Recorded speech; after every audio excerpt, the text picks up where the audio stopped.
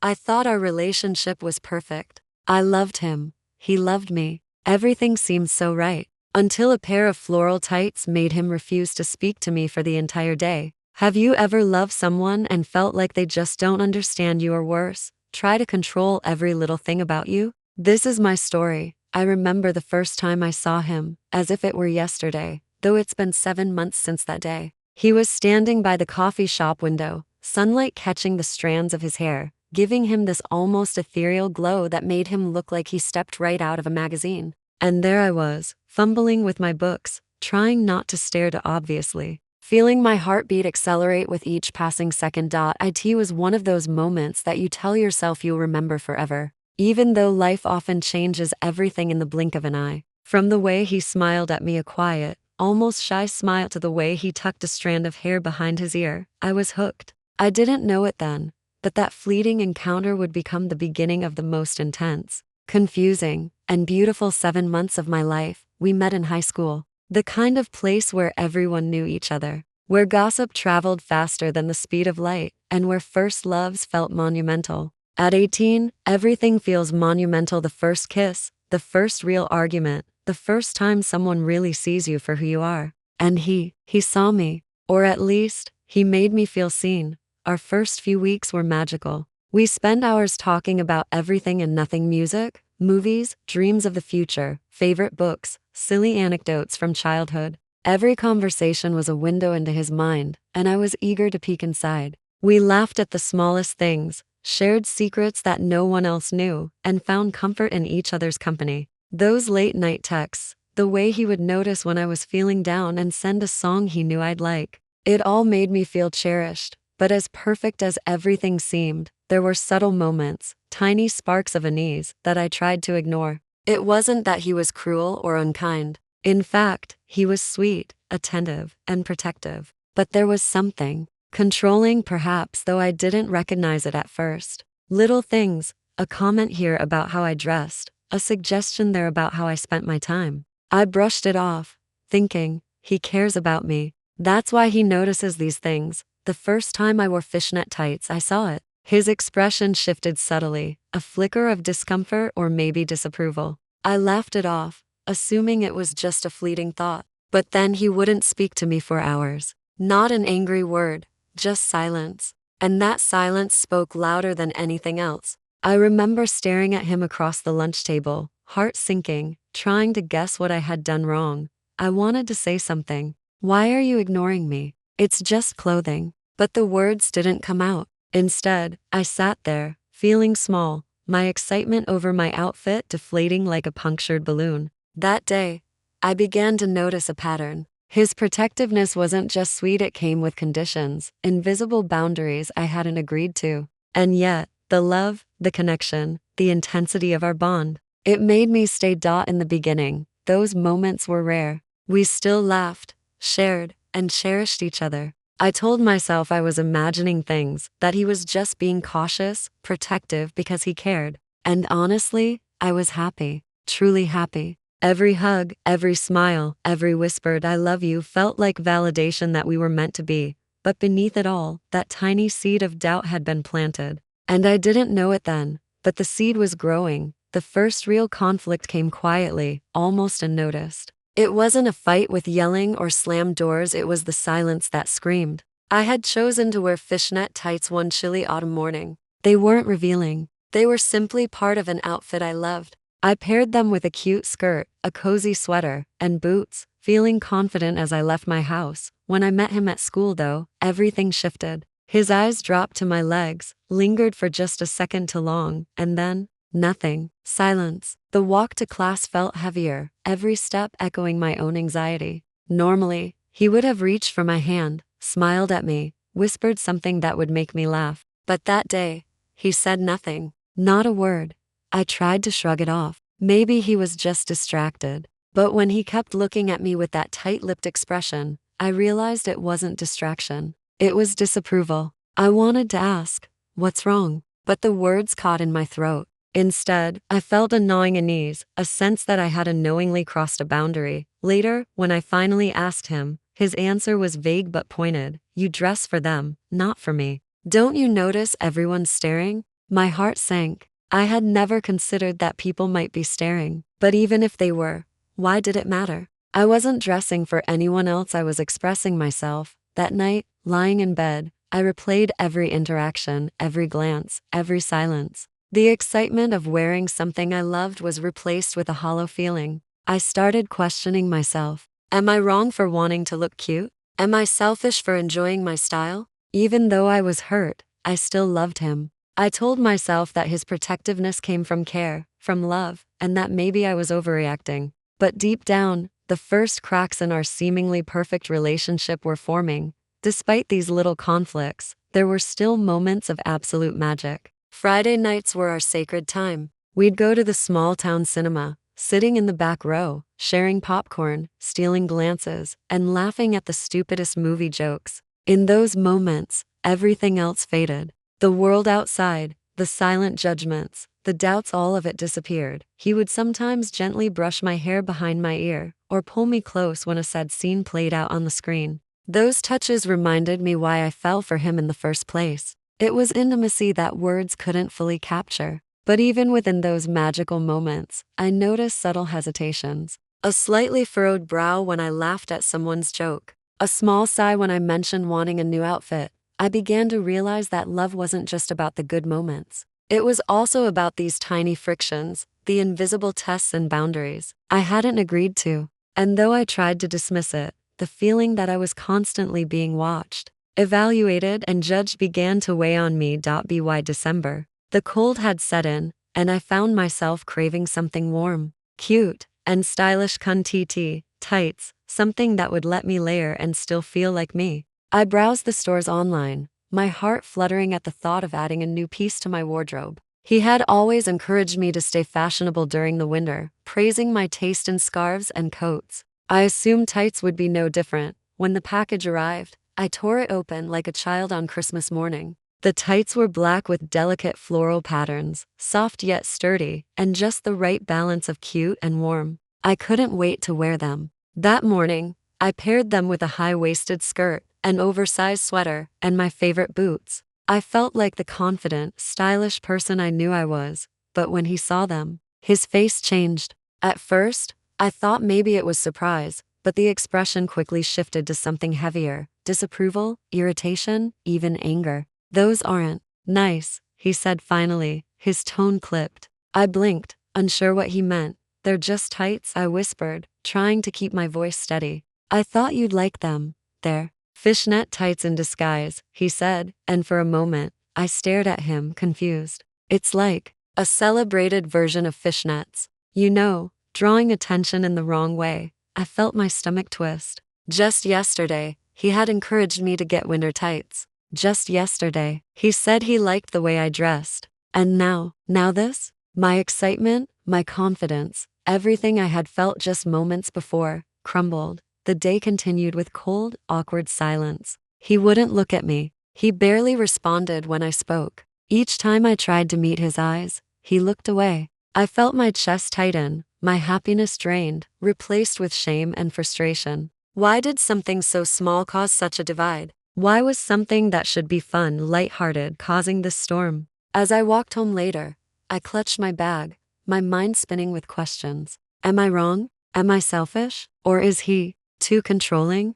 I had no answers. Only the bitter taste of confusion and the hollow feeling of being misunderstood. The next morning, I woke up with the floral tights still on my mind. I couldn't shake the memory of his expression, the sharpness in his tone. I lay in bed, staring at the ceiling, trying to make sense of it all. Was I wrong? Was I overreacting? I kept replaying the moment over and over in my head, analyzing every tiny gesture. I thought about how much I loved him, how perfect everything had seemed just days ago. The late-night conversations, the way he laughed at my terrible jokes, the way he noticed the smallest details about me, these were the things that made my chest ache with affection. But now, that same affection felt like a weight pressing down on me. I tried to distract myself. I scrolled through my phone, checked messages from friends, even tried watching videos online. But nothing could erase the ache of uncertainty. He hadn't texted me, hadn't said a word about what had happened. I felt invisible, standing in the middle of a room. I couldn't escape. By lunchtime, the anxiety was unbearable. I considered calling him, sending a message, anything to break the silence. But every time I opened my phone, my fingers froze. What do I even say? Why are you mad at me? No, that sounds desperate. I'm sorry if I upset you, but what did I do wrong? That day, I learned a harsh truth. Love didn't always protect you from confusion. Sometimes it left you stranded in silence, searching for answers that weren't coming. The day dragged on. Every time someone glanced at my tights or complimented my outfit, I flinched, remembering his judgmental stare. I began to wonder, was I dressing for myself or for him? Was my style, my expression, really mine, or had it been hijacked by his approval or disapproval? When he finally spoke, it wasn't gentle. I don't like the tights, he said, almost coldly. They're too much. People are looking at you the wrong way.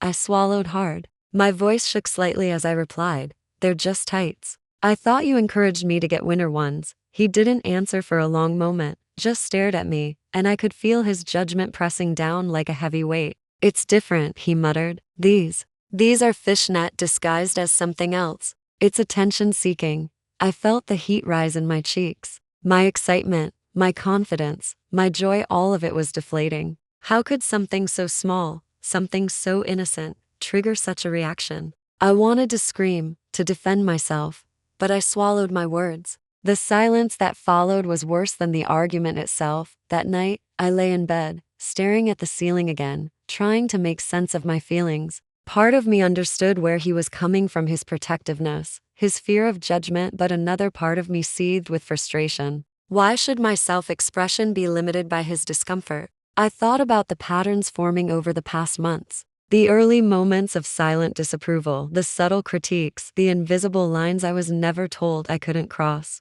I had laughed them off at first, told myself that love involved compromise, that this was just part of being together. But now, the compromises felt suffocating. The love that had once felt safe was tinged with fear. Every outfit, every smile, every choice I made began to feel like a potential trigger, a test I might fail. And yet, despite it all, I couldn't bring myself to let go. I wanted him still. I wanted the comfort, the laughter, the intimacy we shared.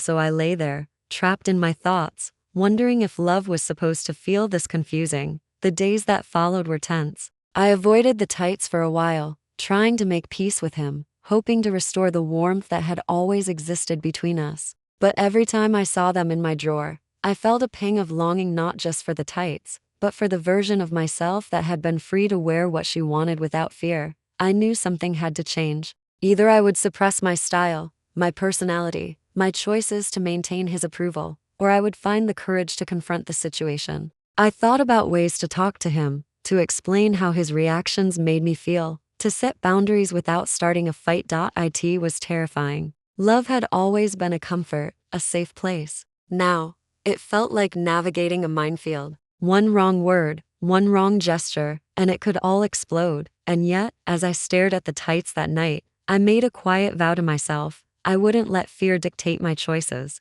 I wouldn't let someone else control my expression, my style, my confidence. Not entirely. The conflict wasn't over, it was just beginning. The weekend arrived, and with it, the decision that had been building in my chest for days. I couldn't keep tiptoeing around him or hiding behind my wardrobe choices. I wanted to feel like myself again, confident, stylish, unapologetic. So I carefully picked out the floral tights, pairing them with a high-waisted skirt, a cozy oversized sweater, and my favorite boots. I stood in front of the mirror for what felt like an eternity, smoothing the fabric over my legs, twisting my hair nervously around my fingers, and taking shallow breaths. This is just clothes, I reminded myself. It's just me being me, nothing more. But my heartbeat betrayed me, drumming loudly against my ribs with anticipation and anxiety. When I stepped into the living room, he was sitting on the couch, scrolling through his phone. The moment our eyes met, my stomach fluttered, a familiar mix of fear and hope. I wanted him to smile, to notice, to say something kind, but instead, I saw the slight narrowing of his eyes, a tightening around his lips. "Hey," I said softly, my voice trembling slightly despite my effort to sound confident. "Hey," he replied, his tone flat, detached. The single word weighed heavy, loaded with unspoken disapproval. I felt the familiar pit of dread settle in my stomach. I tried to brush it off, walking past him to sit on the edge of the couch. It's fine. Don't read too much into it, I told myself. But every movement, every glance, seemed magnified, like walking a tightrope above an abyss of judgment. Finally, he looked up from his phone, eyes locking onto mine with a mixture of frustration and disbelief. You're wearing those again, he said, voice tight. It wasn't angry, it was controlled, like a dam holding back a torrent, but the tension in the room made my chest ache. Yes, I said, trying to keep my voice calm and steady. I like them. They're comfortable. They keep me warm. And I think they look nice, he sighed sharply, leaning back against the couch, folding his arms. You know, they're basically fishnets in disguise. People are going to stare. You're asking for attention. I felt my pulse quicken, heat rushing to my cheeks. I'm not dressing for anyone else, I said, my voice firmer now. I'm not trying to get attention. I'm just me. He frowned, eyes narrowing slightly. It doesn't feel that way. It feels wrong. Like you're inviting something you shouldn't. My hands clenched in my lap. Wrong? Inviting something? How could a simple pair of tights cause this much tension? The excitement and pride I had felt picking out my outfit earlier had crumbled into a pit of confusion and frustration. I wanted to scream, to tell him he was overreacting, to defend myself, but instead, I swallowed my words and sat in tense silence, the air between us thick and unbreathable. After he went to his room, I stayed behind, sitting on the couch with my knees pulled to my chest. My mind was spinning. Love had always been my sanctuary, but now it felt like a battlefield. I remembered all the moments we had shared, the laughter, the late-night phone calls, the whispered I love yous, and how those moments had made me feel safe, seen, and cherished. But now, every memory was tinged with the bitter realization that love could also be restrictive, that the person you cared for most could impose invisible boundaries that made you question yourself. I wondered if I had been naive, thinking love should feel freeing. I picked at the edge of my sweater, feeling frustration building into anger. Why does this have to be about control? I thought. Why can't he trust me to express myself? Every outfit, every choice, felt like a potential minefield, and I was walking barefoot at the same time. A part of me understood his perspective. He worried about me, about what others thought. But the problem wasn't care, it was control. And the realization cut deep. I loved him, yes, but I couldn't ignore the growing sense of suffocation, the feeling that my identity was being questioned. That evening, I decided to try again, cautiously, carefully. I knocked on his door, my heart hammering in my chest. Can we talk? I asked, trying to keep my voice gentle, non-threatening. He looked at me, eyebrows slightly raised. About the tights? He asked, his voice wary. Yes, I said. About how we both feel. I love you. I want to respect you, but I also need to feel like myself. I'm not trying to upset you, I'm just expressing myself. He didn't respond immediately, just studied me quietly. The room felt impossibly tense, the kind of silence that amplifies every heartbeat. Then, almost reluctantly, he said, I guess I just don't want anyone else looking at you. I nodded slowly. And I understand that, I said softly, but I need you to trust me. I'm not dressing for anyone else. I'm dressing for me. He looked down, sighing, the weight of the moment hanging between us. Not full resolution, not peace, but a fragile truce. I turned to leave, feeling a mix of relief, apprehension, and anticipation. This wasn't over, I knew, but at least, for now, the tension had eased, giving me a small foothold in reclaiming my sense of self. And as I walked to my room, I realized something important. Love wasn't just about closeness, laughter, and intimacy. It was about navigating boundaries, asserting yourself, and sometimes standing your ground even when it scared you. The morning after our tentative truce, I woke up to a quiet house. The kind of quiet that presses down on you, makes your chest tighten. Normally, he would be in the kitchen making coffee, humming some song he liked, teasing me about staying up too late. But today, even the faint hum of life was missing. I dressed slowly, choosing a soft sweater and jeans, intentionally avoiding the floral tights that had caused the storm.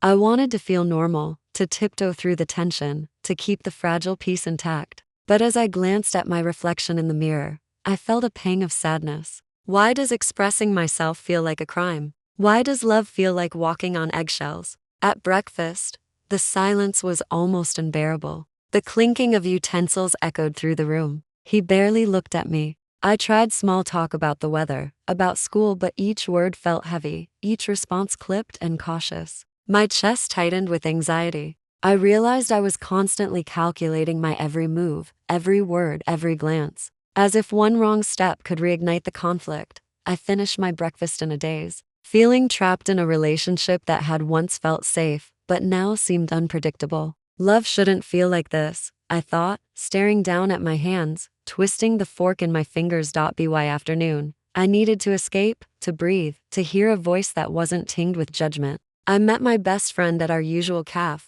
the one with the warm wooden chairs and the smell of fresh pastries. I poured out everything: the tights, the tension, the silence, the crushing weight of trying to please him while staying true to myself. You know, she said gently, stirring her latte, it sounds like he's trying to control you. You shouldn't have to hide who you are for someone else's comfort. Her words hit harder than I expected. I had rationalized his behavior as care, protection, love. But framed this way, it became clear. This wasn't about affection. This was about control. I spent the rest of the afternoon replaying her words in my mind. Each phrase cut through the fog of confusion I had been living in. You deserve respect. You deserve to be yourself. You're not wrong for wanting to express yourself. By the time I returned home, I felt a strange mix of fear and resolve. I knew I couldn't keep tiptoeing around him, suppressing my identity to maintain peace. But I also feared the confrontation that would inevitably come. The weekend arrived, bringing with it a decision I could no longer avoid. I was going to wear the floral tights again. No compromise, no hiding. I wanted to feel confident in my own skin, even if it meant risking another storm. When I walked into the living room, he immediately noticed, and his expression darkened. You're wearing them again? He asked, voice tight, barely contained frustration. Yes, I replied, my voice steady despite the pounding of my heart. I like them. I feel good in them. I'm not dressing for anyone else. He stood abruptly, pacing the room, tension radiating from his every movement. You don't get it, do you? People are staring. You're asking for attention. It's wrong. I felt a surge of anger, but also liberation. I'm not asking for attention. I'm expressing myself. You don't get to control what I wear or how I feel about myself, I said, voice rising slightly but controlled. For what felt like an eternity, the room was silent except for the sound of his pacing. Then came a verbal explosion, words sharp and emotional, some calm, some cutting, revealing frustrations, fears, and insecurities that had been simmering beneath the surface for months. I felt fear, exhilaration, and release all at once. This confrontation was terrifying, but for the first time, I wasn't retreating. I was asserting myself. After the storm, I retreated to my room, heart racing, tears pricking at the corners of my eyes. I hugged my knees, letting the flood of emotions wash over me: anger, sadness, fear, and most importantly, clarity. I realized something fundamental. Love shouldn't come at the cost of your identity. My choices, my style, my voice, they were mine. Loving someone didn't mean sacrificing self-respect or autonomy. And if the person I loved couldn't respect that, it wasn't just about tights or outfits, it was about boundaries, trust, and equality in a relationship. I thought about the months of laughter, intimacy, and connection we had shared. Those memories were still precious, still part of me. But now, they were tempered with awareness. Love could be beautiful, but it had to include respect and freedom. I looked at the floral tights neatly folded in my drawer and smiled faintly. They weren't just an item of clothing anymore, they symbolized courage, self-expression, and the beginning of reclaiming my voice. For the first time in days, I felt a sense of empowerment. I didn't know what the future held. I didn't know if our relationship would survive this confrontation. But one thing was clear. I had stood up for myself, and that was a victory in itself. The morning after our confrontation, I woke up with a strange mix of anticipation and anxiety. The sunlight streamed through my window, painting the walls gold, but the warmth of the light did little to soothe the tension coiled in my chest. The floral tights, once a source of conflict, now felt like a test, a symbol of my courage and self-expression. I dressed carefully, layering the tights with my favorite skirt, a soft sweater, and boots that clicked confidently against the floor. I stared in the mirror, adjusting my hair and smoothing the fabric, taking a deep breath. This is me. No apologies. No compromises. When I stepped into the living room, he was there, sitting quietly, scrolling through his phone. His posture was rigid, the crease between his brows deeper than usual. The silence stretched long, each second heavy, as if the entire house held its breath. Can we talk? I asked finally, my voice calm but firm. He looked up, eyes meeting mine. Yeah, we need to talk, he said softly, almost hesitant. It was the moment I had been waiting for, not to argue, but to finally communicate openly and honestly. We sat down, facing each other across the table,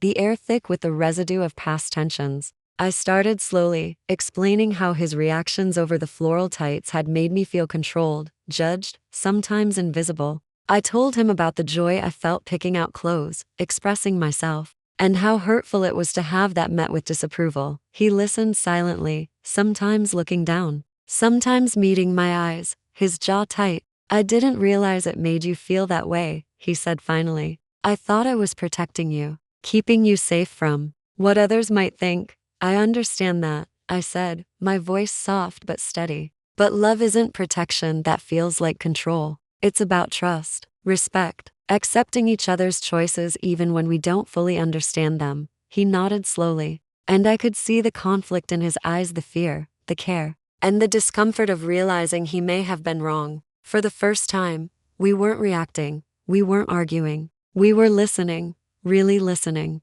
The tension that had built over months began to dissolve, replaced with cautious understanding. Over the following days, our relationship shifted in small but meaningful ways. He complimented my outfits without critique, asked about my day with genuine interest, and started listening more than he spoke. The air felt lighter, less charged. I also noticed a change in myself. I walked taller, smiled more freely, and embraced my style again. The floral tights, once a symbol of conflict, became a symbol of courage and self-expression. We began having long conversations late into the night, talking about boundaries, expectations, and mutual respect. It was messy, emotional, sometimes uncomfortable, but it was honest. We laughed, we apologized, we reflected on the past, and in that messy honesty, we found a new sense of closeness. I realized that love was more than shared interests or romantic gestures. It was about patience, compromise, and most importantly, respect. Love didn't mean losing yourself, it meant supporting each other while remaining true to who you were. One evening, I sat on my bed, folding the floral tights, and reflected on everything that had happened. The arguments, the silent tensions, the emotional storms, they had all led me to a deeper understanding of myself. I had learned that self-expression wasn't selfish. Setting boundaries didn't mean I didn't love him. And standing up for my autonomy didn't make me disloyal. These lessons weren't just about tights or fashion, they were about identity, respect, and love in its truest form. Later, he came to my room, sitting on the edge of my bed. I think I understand better now, he said softly. I still care about you, and I want to respect who you are, even if I don't always get it right. I smiled, feeling a weight lift from my shoulders. And I want to love you, while still being myself, I replied. As I slipped the tights over my legs once more, I felt a sense of triumph. Not over him, not over anyone, but over the fear that had kept me from being myself. Love wasn't perfect, but it could be real, supportive, and respectful. I had reclaimed my voice, my style, and my confidence. I realized that courage and care could coexist. Expression and intimacy could coexist. And most importantly, I had learned that being true to yourself was not only compatible with love, it was essential. I realized something important. Love never requires you to lose yourself. True love is about trust, respect, and understanding. It's about giving each other space to be yourself, while still holding each other close, expressing yourself, protecting your boundaries, and embracing your individuality doesn't make you selfish, it makes you courageous. And when two people can love each other while still respecting those boundaries, that's when love becomes real and lasting. So never let fear or judgment silence you. Be proud to show your confidence, stand firm in your choices, and remember, self-expression and love can coexist beautifully if both hearts are willing to see, understand, and respect each other.